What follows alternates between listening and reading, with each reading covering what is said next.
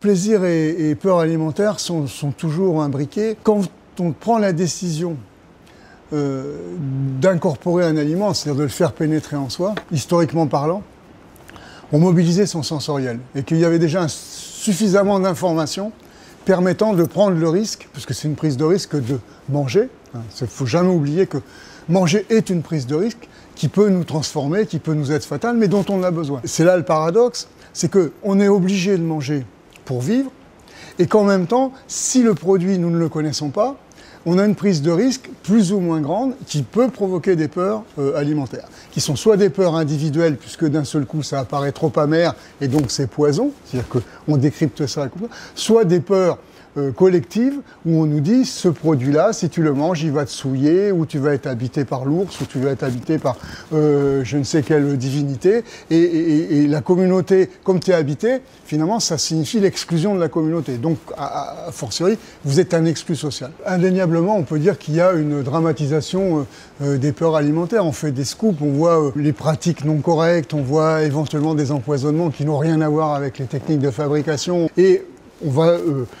je dirais, trouver une sorte d'instrumentalisation plus ou moins consciente de la part des médias qui s'amusent à mettre les uns contre les autres les avis d'experts qui sont pas forcément contradictoires, mais qui regardent pas la même chose et pas de la même façon. Donc il y a une cacophonie qui perturbe le consommateur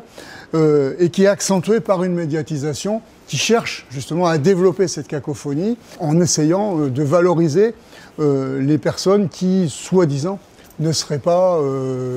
compromises par tel ou tel conflit d'intérêts, parce qu'il y a toute la notion du conflit d'intérêts qui arrive. Un bon nombre de peurs alimentaires me paraissent peu justifiées, puisque en réalité c'est juste qu'au moment où une démocratisation de l'alimentation se met en place et où une majorité de personnes peuvent accéder à l'aliment, un certain nombre de personnes plutôt privilégiées vont se distancier et réfléchir à l'aliment, puisque d'un seul coup, cette prolifération alimentaire